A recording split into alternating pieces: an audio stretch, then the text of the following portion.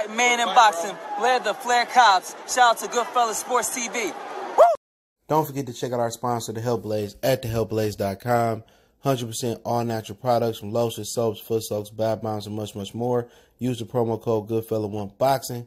Tell them your boy CJ Goodfella sent you. Get 18% off. We out. All right, man. I want to give a reaction to one fight I seen yesterday. Jessie Magdaleno, hope I said his name right, and he fought a dude named Vicente. I'm probably going to butcher their names, but I've seen Jessie fight on several occasions. I believe his brother's Diego Magdaleno. He fought Teofimo Lopez, excuse me, not too long ago, you know what I'm saying? So Jessie is a good fighter. Most people remember him for getting beat up by Isaac Dogboe. Let's get into like the reaction of that card. And I've seen a little bit of the Lopez fight versus the Luis guy too. So I'll talk a little bit about that as well. But obviously Jessie is the #1 contender for Gary Russell and probably will be named mandatory pretty soon. But yesterday what I seen, and I was on the horn with Lion Killer, we was watching that fight, is that Jessie I don't think Jessie believe in his chin. I think Isaac Dogboe knocked him out, and maybe he's still dealing with that traumatic stress of being knocked out. But all that dude had was a wild, desperate right hand, and he pretty much was posturing like he was looking for the knockout with the wide base. Anytime you see a fighter with a wide base, they're usually looking to stay planted, to stay wide, and looking for power shots. And he was looking for just the same overhand right. And Jessie was stepping away. He a southpaw, I believe. Jessie was stepping away from that right hand.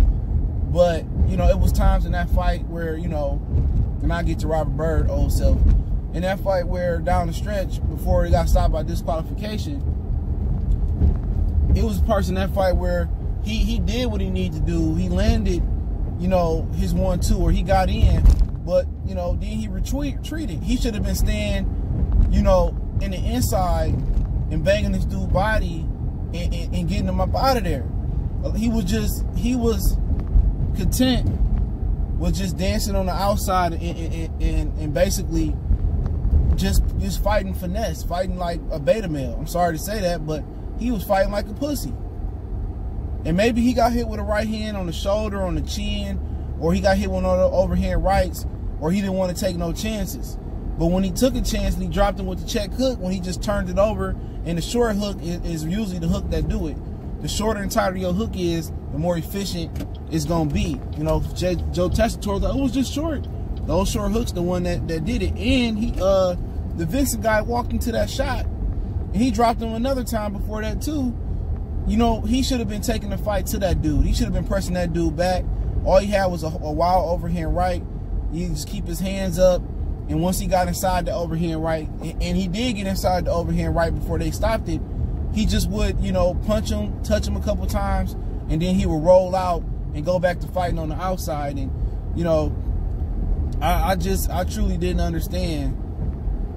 I truly didn't understand why he wasn't more aggressive. Because that overhand right was only good once he allowed distance.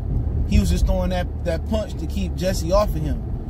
And once Jessie continued to step on the inside, you know, and work and touch him, you know, he should have been able to get him out of there. He should have stopped him, to be honest. You know, I truly felt that he should have stopped that guy. You know, and you know, the Vincent guy, he put up a valiant effort. You know, Robert Byrd, you know, took all these points away from him. And like I said before, I seen Abner Mares low blow somebody 50,000 times Joseph Ibeco in the fight.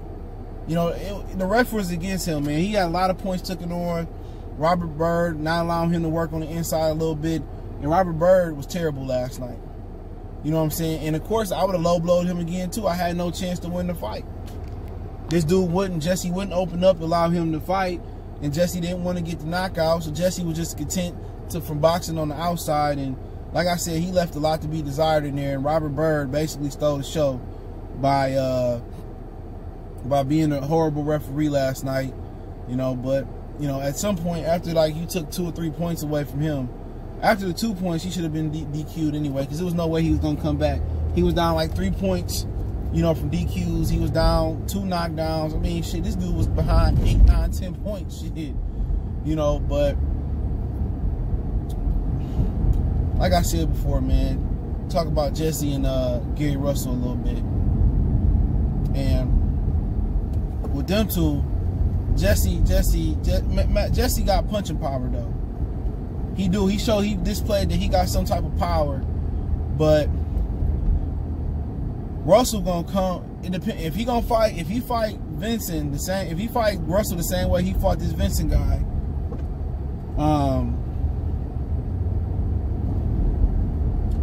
I see a situation where Gary Russell probably just gonna outwork him. It's gonna be, can he hurt Jessie? Can Jessie hurt Gary Russell with his 1 or 2 counter shots? Can he punch with Gary Russell's speed? A lot of times Gary Russell able to get away because he correctly uses his combinations. You know what I'm saying? I think he's 1 inch shorter than Gary Russell too. Pretty much right around the same height. But I think if he take a chance and he punch with Gary Russell, which a lot of guys don't take a chance to punch Gary Russell because Gary Russell was very, very smart. People talk about who got the fastest hands in boxing. It ain't just about having fast hands. Amir Khan got fast hands. Pacquiao got fast hands. It's who's more efficient with their fast hands. And I believe Gary Russell is like one of the most efficient, fast-handed fighters. You know what I'm saying? He is one of the most efficient, fast-handed fighters. What I mean by that, when you look at Amir Khan, and even Ryan Garcia, who remind me of Amir Khan a little bit with more power, but with his combinations, they jump in and they throw their combinations. They give you an opportunity to touch them. They chin flare up, or they throw the same rhythmic combinations, and the cadence is the same way.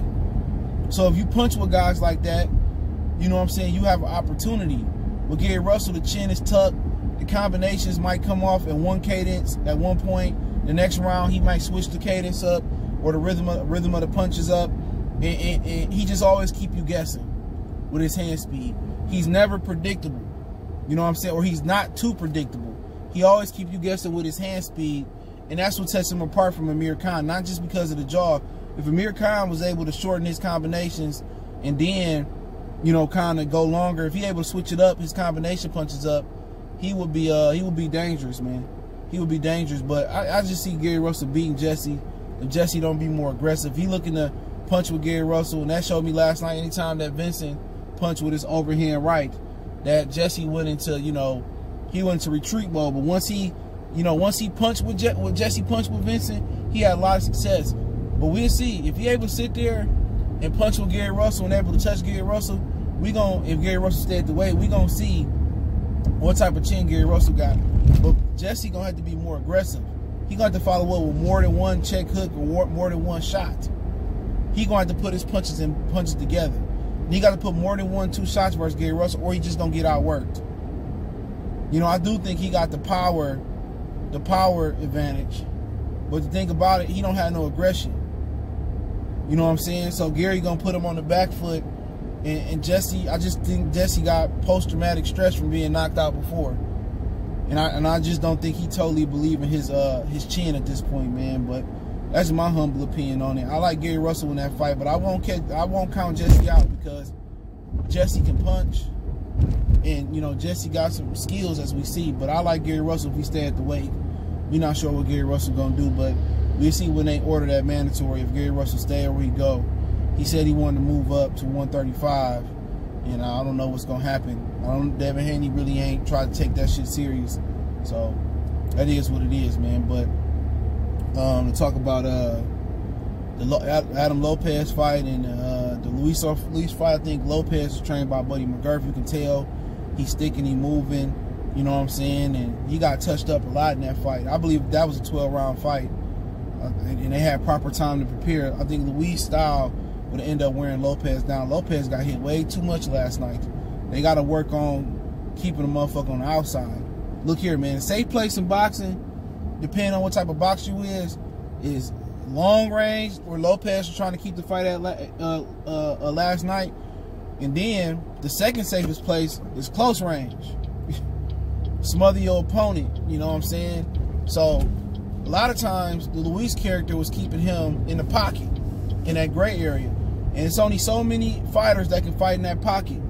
And when Luis was closing the gap on him, Lopez didn't know how to hold and how to hold and step to the side and just keep that distance going. So they just got to continue to work on, with him kind of moving his head a little bit more off the target, sitting down on his shots a little bit more to keep Lopez on the outside, and then keep Luis on the outside, guys like him. And then when Luis do close the gap, they got to work on holding him on the inside, working, buying some time, then rolling out. So when they get on the inside, you know what I'm saying? Hold that motherfucker if you can't fight. You know what I'm saying? And also they gotta with that kid, with Lopez, they got to work on. They're not just controlling distance. I'm trying to think about what I'm saying. Not just controlling that distance, but they gotta really work on just him moving his head more and just showing different things and pushing the opponent back is what I was looking for. They gotta work on him pushing the ops back. If he able to push him back, you know what I'm saying, and be aggressive with that jab like Tommy Hearns is, and pushing them back and controlling the real estate, he probably Luis wouldn't have been so forthcoming of trying to take punishment. But I think Lopez, he got some talent, man. I'd like to see Luis' character again too. He got some talent as well, man. But it was a solid fight last night. I came in the middle of it. And I went back on DVR and watched some of it. But that was a really, really solid fight. But hey, let me know what you guys think. Make sure you follow us on Facebook, Instagram, Twitter. You can reach out to the email, or you can reach out to me on any social media platform if you got a business question, inquiry, sponsorship, video request. Appreciate the love, support, man. One time for the one time. We gone.